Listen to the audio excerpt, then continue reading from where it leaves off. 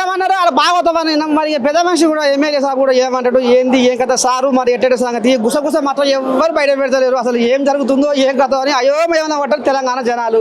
అసలు ఏం నడుస్తున్నట్టు లోపల ఏం లేదు ప్రభుత్వం చేస్తున్న సంక్షేమాల గురించి ముచ్చట పెట్టుకున్నాం ఆ ముచ్చట జనాల దగ్గర తీసుకుపోవాలనుకున్నాం ఇంకా ఏం చేయాలి ఇంకా ఏమైనా కావాలా ప్రజలు సంతృప్తిగా ఉన్నారా లేరా అనే అంశం తప్ప ఇంకేం లేదు మరి ఇప్పుడు కాంగ్రెస్ సర్కారు కొసల్లో ఉంటుందా మరి పడిపోతుందా ఎందుకంటే దుబ్బా కోయాక చిన్న సరగా ఎంకేం చేస్తారు దుమ్ము కనబడుతుంది మేము చూడు ఇట్లా గుప్తం అంటారు మరి ఎక్కడదో ఆ బలం మరి ఎక్కడ సంగతం మరి నెగ్గుతారా ఉత్తదేనా దుబ్బాక ఎమ్మెల్యే మాట్లాడుతానంటే మొన్న ఏదో మాట్లాడినందుకు అక్కడ నుంచి ఏమైనా వచ్చిందేమో దానికి ఏదో సరి చేసుకోవడానికి ఏదో మాట్లాడినట్టు పాపం అర్థం అట్లాంటివి కాదు కదా ఇంకా వచ్చే 10 ఏళ్ళు కూడా కాంగ్రెస్ పార్టీ ఉంటుంది జనాలు ఇవాళ దొరల పాలన పోయింది ఇవాళ బీసీలను పైకి తీసుకొస్తాడు రేవంత్ రెడ్డి ఎస్సీ వర్గీకరణ చేసిండు దాంతోపాటు అనుకునేవన్నీ చేసిండు చాలా గొప్పగా చేసిండు చెప్పి తెలంగాణ ప్రజలందరూ కూడా బాగా అంటే మస్తు సంతోషంగా ఉన్నారు ఇప్పుడు తెలంగాణ జనాలు తిక్కర పక్కన అవుతారు ఎందుకను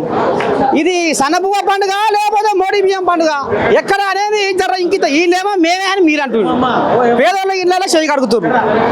వాళ్ళు ఏమంటారు మోడీ ఫోటో పెట్టాలి మోడీ ఇస్తుడు బియ్యం అని వాళ్ళు అంటారు అసలు ఏంది తిక్కర పక్కన వ్యవహారం మోడీ ఇస్తే మా తతిమ రాష్ట్రాలు బీజేపీ రాష్ట్రాలలో ఎందుకు ఇస్తలేడో మోడీని ఒకసారి అడగాలి ఇలా మోడీకే భయం అయింది రేవంత్ రెడ్డి ఏమో చేస్తాను మమ్మల్ని మొత్తం గంగలు కలిపెట్టట్టున్నారు సంగతి ఇలా మోడీ మాట్లాడడం మొదలు పెట్టిండు నిన్నటిదాకా కిషన్ రెడ్డి మాట్లాడాడు నిన్నటిదాకా సంజయ్ అన్న మాట్లాడాడు వీళ్ళు మాట్లాడి ఇలా మోడీకే భయం పట్టుకున్నది ఇది అసలుకే మోసం చేసేటట్టు రేవంత్ రెడ్డి ఏందో ఇలా తెలంగాణ వర్గీకరణ బీసీ కులగణన చేసి ఈ సన్న బియ్యం అన్ని ఇస్తారు మాకు అసలుకే మొత్తానికి ఊడ్చిపెట్టేటట్టు ఉన్నది భయంతో మాట్లాడుతున్నారు వాళ్ళకు దమ్ముంటే ఆ బీజేపీ రాష్ట్రాలలో కూడా ఈమాను సన్న బియ్యం పక్కకున్న ఆంధ్రప్రదేశ్లో ఎందుకు ఇస్తలేడు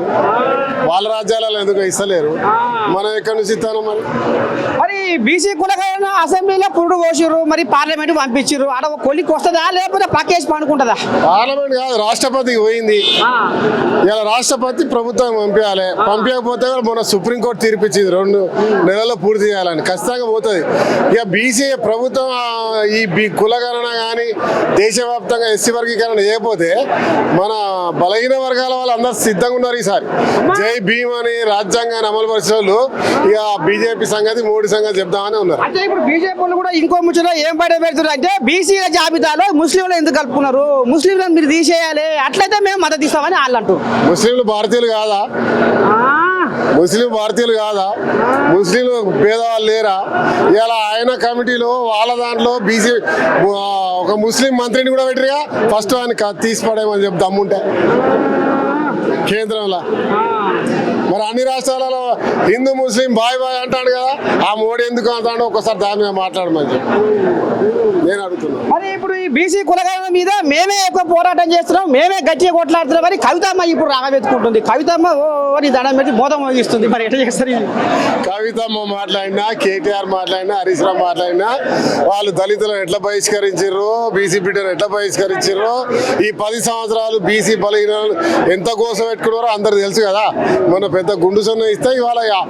ఇదేదో కాంగ్రెస్ వాళ్ళు చేస్తారు అయిపోయింది ఇక మా అడ్రస్ లేకుండా పోతే మొన్ననే ఖతం చేశారు మళ్ళీ ఖతం అవుతామో అని చెప్పి మాట్లాడతారు